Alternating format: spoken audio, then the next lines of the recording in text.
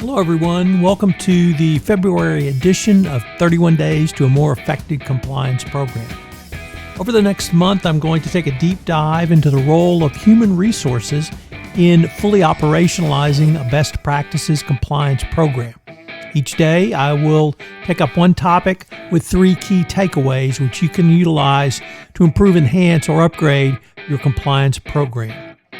This series of 31 Days to a More Effective Compliance Program is a production of the Compliance Podcast Network. Sales incentives and compliance. In the 2019 guidance issued by the Department of Justice under incentives and disciplinary measures, it stated, incentive system.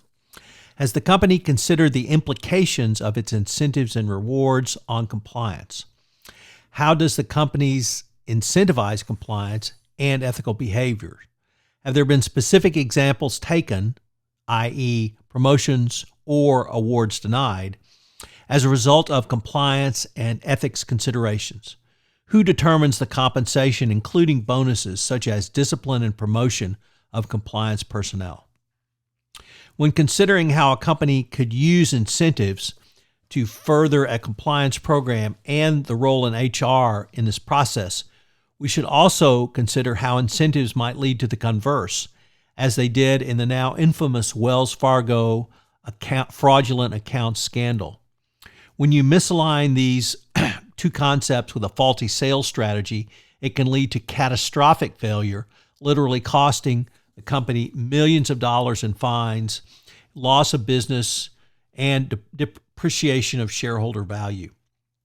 The sales incentives under Wells Fargo came to grief in a simple and even benign cross-selling of products.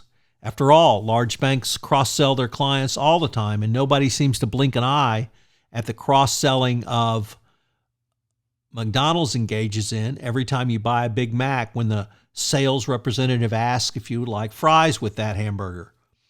Yet there are other reasons for engaging in this type of business practice. Each and every time a company has a touch point, particularly a commercial touch point with a business, it strengthens a relationship. At Wells Fargo, what started off as a legitimate, legal, and beneficial business strategy became not only high risk, but also illegal because of the manner in which Wells Fargo administered its approach to cross-selling. As with any sales initiative, if a company wants to push it, it will set the incentives up for the sales team to engage in such behavior. This can be done by increasing commissions around the service or the product being emphasized, such as banking products. Companies can also increase sales by making clear that you will be evaluated on how you sell or product or service. In other words, whether you receive a bonus, pay raise, or even keep your job will be evaluated in some part on how you cross-sell. You can even have a hybrid of this, which may be the worst of all worlds. At Wells Fargo, employees were evaluated for continuing employment by supervisors on cross-selling. Yet they did not receive the same financial incentives as supervisors. Branch managers and supervisors could receive bonuses up to $10,000 per month for meeting cross-selling quotas, when employees who hit their monthly quotas received, in addition to continued employment, $25 gift cards. What about variable compensation? This is compensation based on several factors, such as total sales, sales to a region, sales in a product line, or sales within a group.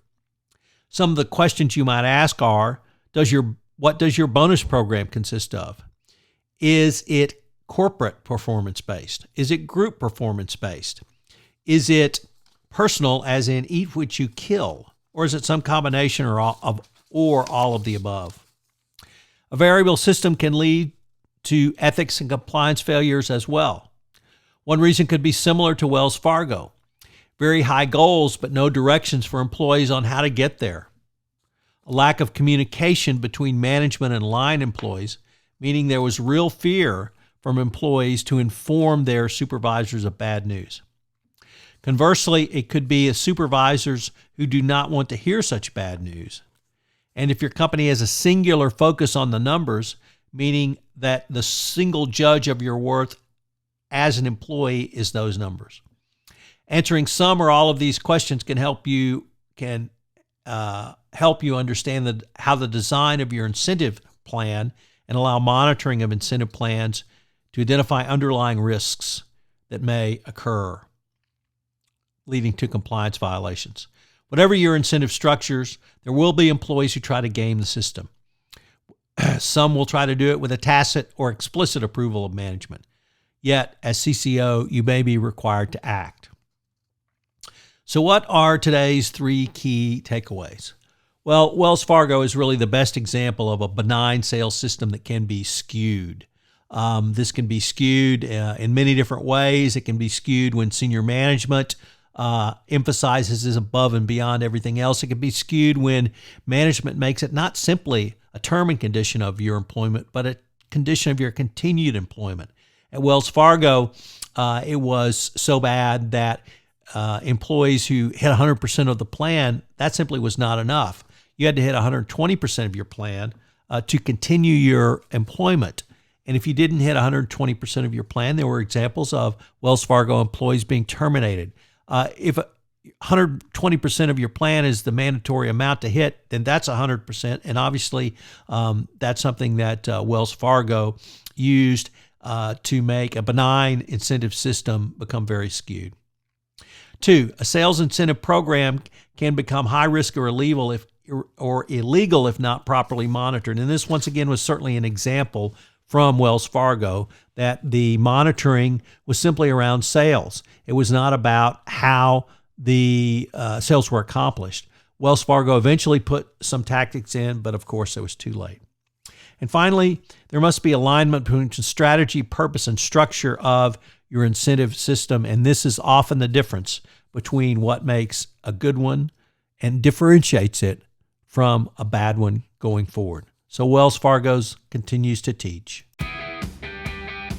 Thank you for joining me on this exploration of the role of HR in a best practices and fully operationalized compliance program on the February edition of 31 Days to a More Effective Compliance Program. 31 Days to a More Effective Compliance Program is a production of the Compliance Podcast Network. Thanks so much for listening.